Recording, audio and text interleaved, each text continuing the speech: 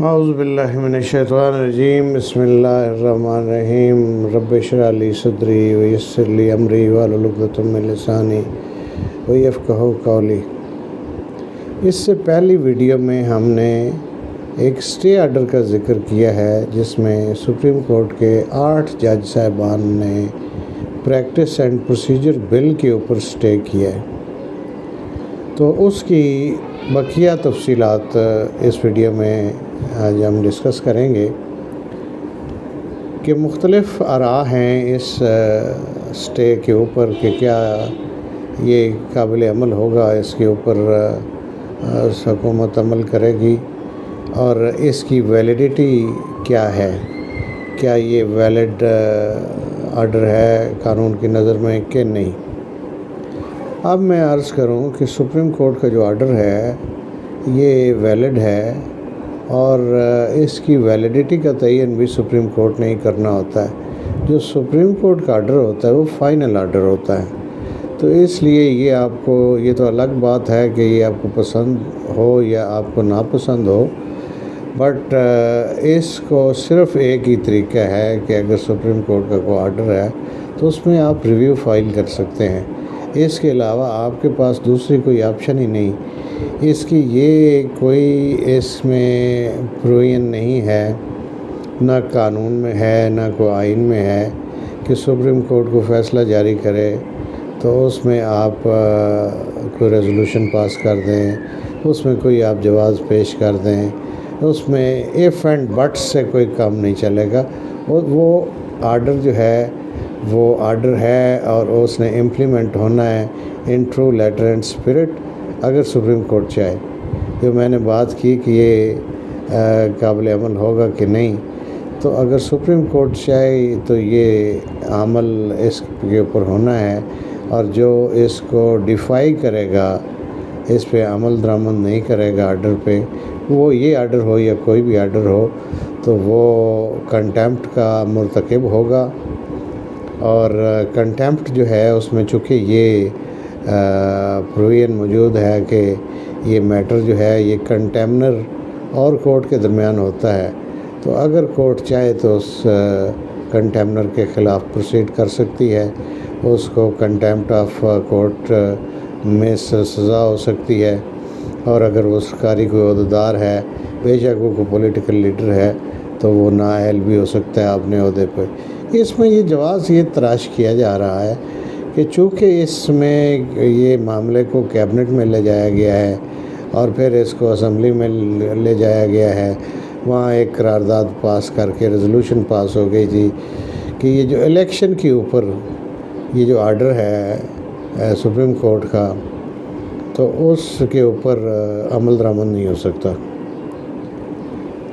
اور دوسرا یہ ہے کہ ایک بل موو کر دیا گیا، جو اتحادی جماعتیں ہیں اس وقت اقتدار میں، انہوں نے ایک پاس کر دیا ایک بل جو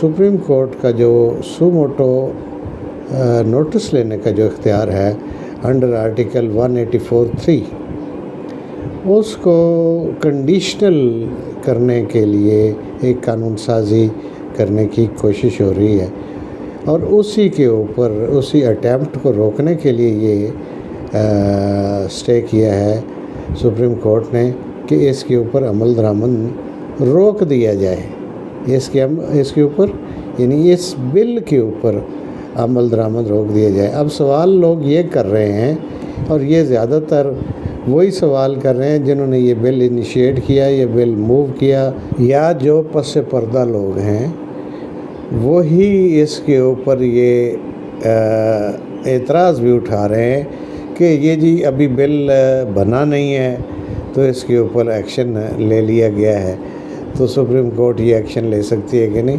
سپریم کورٹ بالکل ایکشن لے سکتی ہے۔ ایسے وہ تمام اقدامات جو غیر قانونی ہوں، وہ بھلے کوشش کی جا رہی ہو، ابھی پورا وہ مکمل نہ ہوا ہو، تو اس کے اوپر سپریم کورٹ بالکل ایکشن لے سکتی ہے، آرڈر بھی پاس کر سکتی ہے۔ اور دوسری بات یہ ہے کہ جو قانون سازی کا اختیار ہے ہمارے قانون ساز ادارے مقننہ کو، وہ اختیار تو ہے، لیکن وہ قانون سازی جو ہے، جو اختیار ہے قانون سازی کا، وہ نیک نیتی سے استعمال کر سکتی ہے۔ یہ جو قانون سازی انہوں نے کرنی ہے، ایک تو وہ ریزنیبل ہو، دوسرا وہ مفاد عامہ کے خلاف نہ ہو، تیسری وہ اسلامی شعائر اور جو کانسٹیٹیوشنل کی اسپرٹ ہے اس سے کنٹراڈکٹری نہ ہو۔ تو اگر ان شرائط پر پورا نہ اترے تو وہ قانون سازی پھر نہیں ہو سکتی، اس کو سپریم کورٹ کے پاس اختیار ہے کہ اس کو وہ سیٹ اسائیڈ کر دے۔ تو ابھی چونکہ یہ قانون بنا نہیں، یہ بل ہے، تو اس کے اوپر فردر جو امپلیمنٹیشن ہے، عمل درآمد ہے، اس کو روک دیا گیا ہے۔ اب یہ جو اس کی جو یہ آرڈر ہے، اسٹے آرڈر ہے، اس کے مطابق اس کا عمل درآمد یہ ہے کہ یہ جس سٹیج پر تھا بل، یہ اسی سٹیج پر یہ رک جائے گا، یہ فردر پروسیس ہو کے تو یہ قانون نہیں بنے گا۔ یعنی اب یہ نہیں ہوگا کہ چونکہ یہ دونوں ایوانوں نے اس کو پاس کر دیا ہے تو یہ after a lapse of 10 days یہ صدر مملکت اگر اس کو اپروو نہیں کرتے تو 10 دن گزرنے کے بعد یہ خود ہی ایکٹ آف پارلیمنٹ بن جائے گا، یہ قانون کا درجہ حاصل کر لے گا۔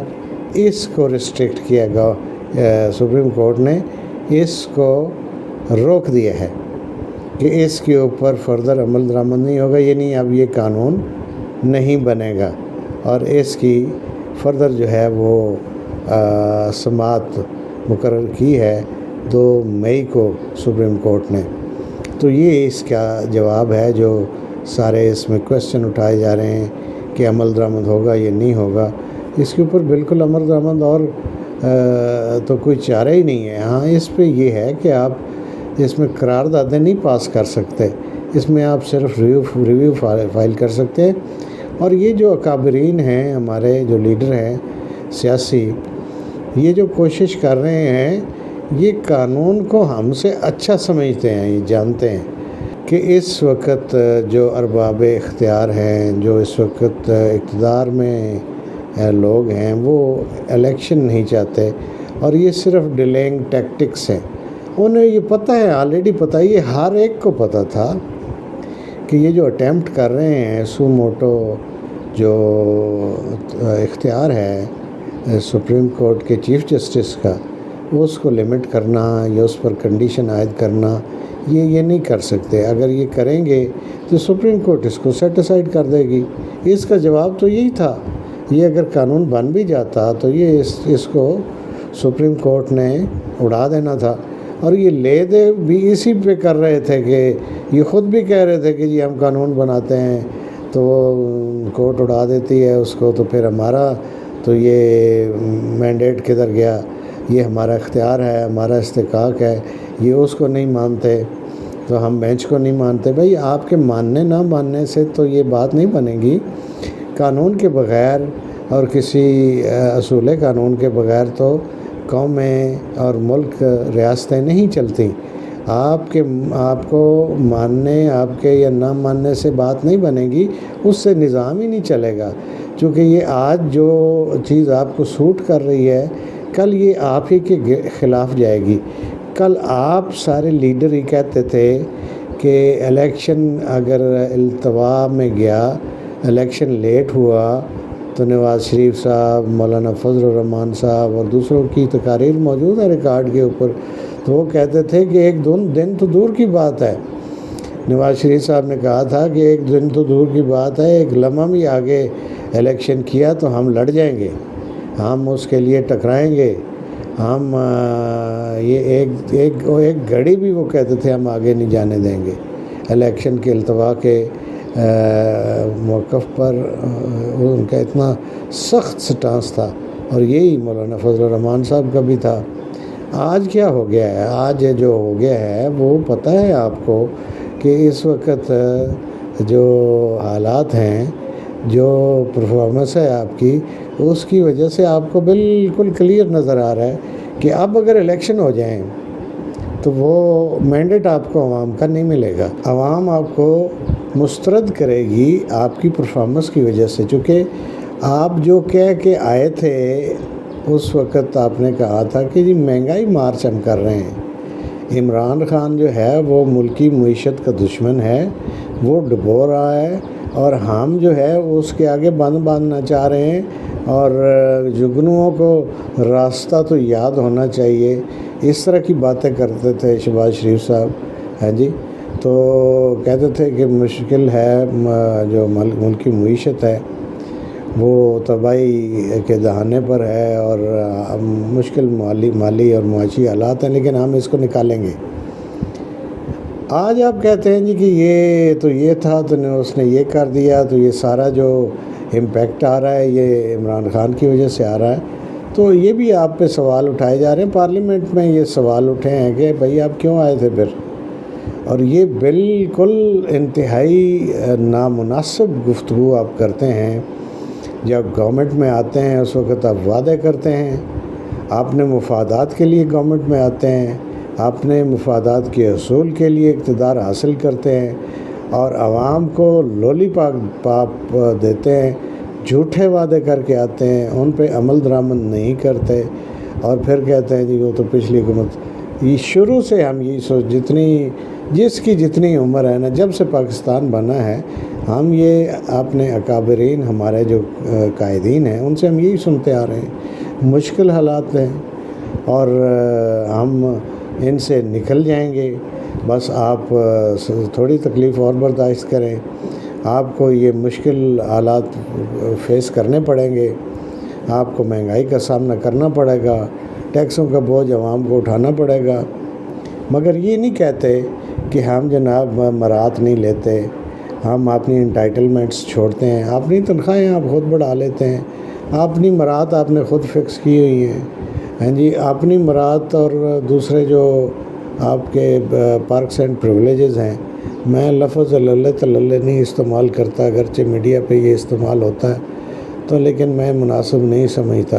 یہ جو اس طرح کے اخراجات ہیں یہ آپ نے روکے ہیں. آپ کو ترس آیا ہے ملک کے اوپر کہ ملکی حالات اچھے نہیں ہیں، تو ہم یہ پروٹوکول تو بند کریں نا سب کا، اور یہ سرکاری گاڑیاں کھڑی کریں، اپنی گاڑیاں استعمال کرو یا پیدل چلو.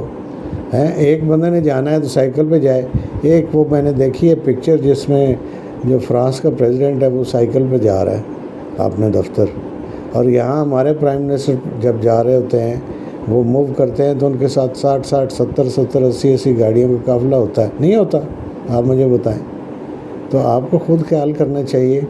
آپ کے جو پرکس ہیں، آپ کے پریولیجز ہیں، آپ کے یہ اجلاس ہیں، یہ ایک اجلاس جو ہے وہ کروڑوں کا پڑتا ہے. آپ کروڑ ہا روپے تو خرچ کر دیتے ہیں اپنے سوئمنگ پول کی آرائش کے لیے، اس کی رینوویشن کے لیے.